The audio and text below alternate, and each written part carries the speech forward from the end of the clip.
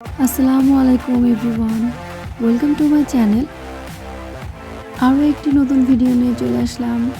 আর আজকের ভিডিওটি হচ্ছে আমার ইন্ডিয়া ট্যুরের 4th ব্লগ। আজকের ভিডিওতে আমি আপনাদের সাথে শেয়ার করব সম্পূর্ণ ইন্ডিয়া ট্যুরের কস্টিংটা। আমাদের গাড়ি ছিল 8:30টার দিকে, সো আমরা বাসা থেকে বের হয়েছি 8:45টার দিকে। আমরা ঢাকা থেকে কলকাতায় গিয়েছিলাম বাই রোডে এবং আমরা গ্রিন লাইন পরিবহনে গিয়েছিলাম এবং টিকিট প্রাইস ছিল 1400 টাকা। এটার সিস্টেমটা হচ্ছে আমরা এখান থেকে বেনাপোল যাব এই গাড়িতে করে। গ্রিন লাইনের আরেকটা গাড়ি আছে যেটা বর্ডার ক্রস করার পরে ওই পাশ থেকে উঠতে হবে। সো আমাদের গাড়ি 8:30টার দিকে ছেড়ে দিয়েছে। এখন আমরা আছি পদ্মা ব্রিজের উপরে, ব্রিজ ক্রস করছি আমরা। 5 থেকে 5.5 ঘন্টার মতো সময় লাগবে। মাঝখানে একটি যাত্রা বিরতি দিয়েছে নাস্তা করার জন্য। আমরা ঝটপট করে নাস্তা করে নিয়েছি।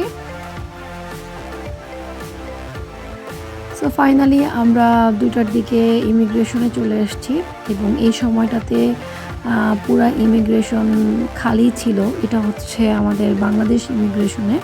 সো আমাদের এখানে খুব একটা সময় লাগেনি এবং এটা হচ্ছে ইন্ডিয়ার ইমিগ্রেশন। অলরেডি আমরা ক্রস করে ফেলেছি। আমাদের ইমিগ্রেশন ক্রস করতে প্রায় 2 ঘন্টার মতো সময় লেগেছিল। এখানে একটা ট্রাভেল ট্যাক্সের ব্যাপার ছিল যেটা আমি স্কিপ করে গিয়েছি। ট্রাভেল ট্যাক্স কিন্তু পার পারসন অ্যাডাল্টদের জন্য 500 টাকা করে দিতে হবে, যদিও এটা এখন বেড়ে 1000 টাকা হয়ে গিয়েছে। সো আমাদের এখান থেকে বাস ছাড়বে প্রায় 5:30টার দিকে। তো মাঝখানে আমরা একটা যাত্রা বিরতি পেয়েছিলাম, নাস্তার জন্য সময় দিয়েছিল। আমাদের পরের দিন ডেস্টিনেশন ছিল কলকাতা টু দিল্লি, যেটা হচ্ছে আমরা ট্রেনে যাব। এটার একটা ফুল ব্লগ আমার ইউটিউব চ্যানেলে অলরেডি আপলোড করা আছে, আপনারা ওখান থেকে চাইলে দেখে নিতে পারেন। এখন আমরা চলে যাচ্ছি শিয়ালদা রেলওয়ে স্টেশনে। এখান থেকে আমাদের ট্রেন ছাড়বে।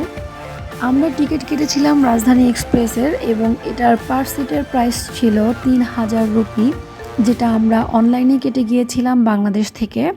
তো আমরা স্টেশনে চলে গিয়েছিলাম 3টার দিকে। এখানে আমরা লাঞ্চ শেষ করলাম। লাঞ্চ শেষ করে ওয়েট করছি ট্রেনের জন্য।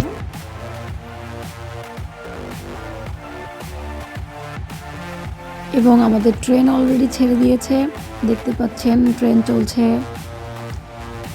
রোজাইন খুব এক্সাইটেড ছিল বিকজ আমাদের দুজনের সিটি পড়েছে প্রায় উপরের দিকে এবং রোজাইন এবং আমার এটা ফার্স্ট জার্নি ছিল ট্রেনে।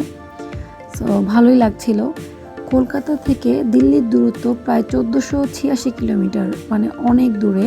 রাজধানী এক্সপ্রেস এই সবগুলো সার্ভিসের মধ্যে বেস্ট সার্ভিস প্রোভাইড করে এবং এটার প্রাইসটাও একটু বেশি। তাতেই লাগবে প্রায় 18 ঘন্টা এবং আপনি যদি লোকাল কোনো ট্রেনে যান তাহলে আপনার 24 থেকে 28 ঘন্টা পর্যন্ত টাইম লাগবে। এটা একটু বোরিং।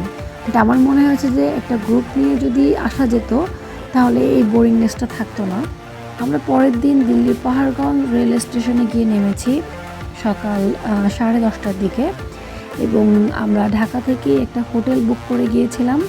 আমরা সরাসরি এখন সেই হোটেলে চলে যাব।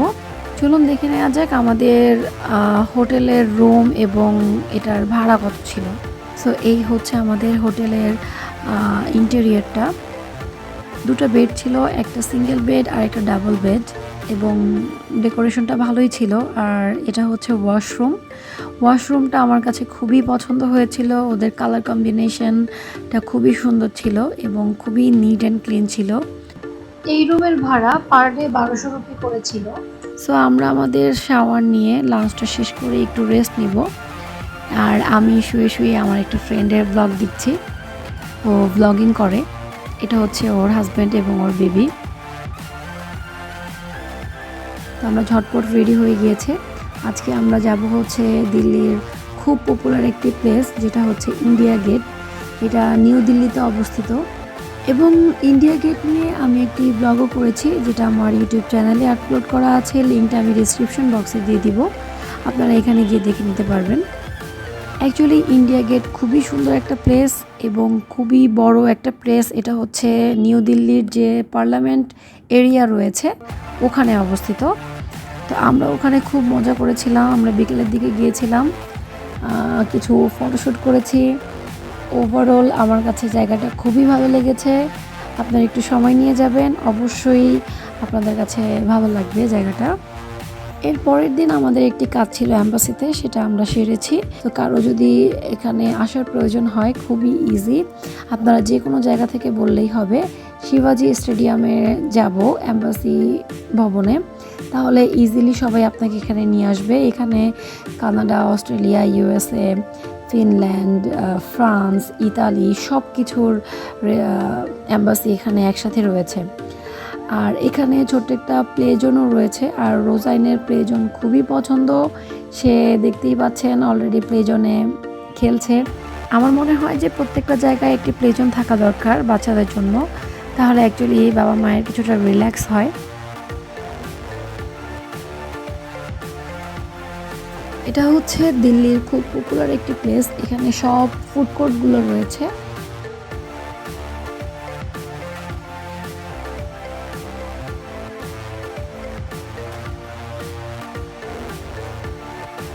আমরা ম্যাকডোনাল্ডসে গিয়েছিলাম, এখানেই আমরা রাতের ডিনারটা সেরে ফেলেছি। আর যাওয়ার সময় রোজানের জন্য পিৎজা নিয়ে গিয়েছিলাম ডোমিনোস থেকে, বিকজ রোজানের প্রচুর জ্বর ছিল, কিছু খেতে যাচ্ছিল না, তো ও বলল যে পিৎজা খাবে। তো যাই হোক, পিৎজাটার টেস্টও ভালো ছিল। সো আমাদের দিল্লি থেকে আবার হচ্ছে কলকাতা গিয়েছি। কলকাতায় আমরা আরও একদিনের মতো ছিলাম। তো এখানে এই রিক্সাটা আমি অনেক দেখেছি, বাট কখনো চড়া হয়নি, তো ভাবলাম আজকে এই রিক্সাতে চড়া যাক। আমি অ্যাকচুয়ালি চড়ি নাই একটা কারণ এখানে এই রিক্সাগুলো যারাই চালাচ্ছিলেন তারা সবাই অনেক বয়স্ক, দেখতেই অনেক খারাপ লাগছিল যে কিভাবে হেঁটে নিয়ে যাবে। যাই হোক, আমার কাছে খুব একটা ভালো লাগেনি ট্রান্সপোর্টটা। তো প্রথমে আমরা গিয়েছিলাম শ্রী লেদার্সে, এখান থেকে আমরা কিছু জুতো কিনবো, কারণ শ্রী লেদার্সের জুতো অনেক ভালো। আমি এর আগেও প্রায় অনেকগুলো জুতো নিয়ে গিয়েছিলাম এবং প্রাইস অনেক অনেক বেশি রিজনেবল। এখানে প্রচুর মানুষ থাকে অলওয়েজ, যখনই আসবেন তখনই দেখবেন এটা একদম পুরো হাউসফুল। এবং নিউ মার্কেটে আমরা কিছুক্ষণ সময় কাটিয়েছিলাম, এখান থেকে আমরা কিছু চকলেটস নিয়েছি। কলকাতা থেকে ঢাকাতে আমরা এসেছিলাম দেশ ট্রাভেলসে করে, ওদের সার্ভিসটা আমাদের কাছে ভালো লেগেছে। এবং আরেকটা জিনিস যেটা না বললেই নয়, দেশ ট্রাভেলের সিটের কোয়ালিটি অনেক ভালো ছিল, গ্রিন লাইনের থেকেও বেটার ছিল। এটা নিয়েছিল সেম প্রাইস 1400 রুপি করেই নিয়েছিল। আমাদের দেশ ট্রাভেলসের গাড়ি 2:1 ছিল। সো এখানে আমাদের সম্পান হাইওয়ে রেস্টুরেন্ট, যেটা এই হাইওয়ের মধ্যে সবচেয়ে পপুলার একটি রেস্টুরেন্ট এবং ভেতরটা খুবই সুন্দর। তো এখানে আমাদের একটি যাত্রা বিরতি দিয়েছিল সন্ধ্যায় নাস্তা করার জন্য, তো আমরা এখান থেকে কিছু খেয়ে নিলাম। এখন বাজে প্রায় রাত 9টা।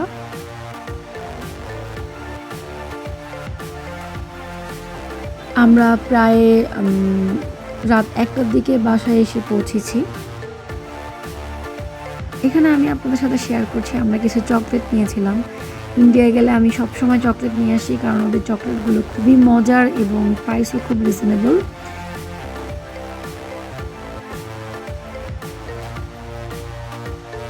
এখানে রয়েছে স্নিকার্স, 1 প্যাকেট নিয়েছি।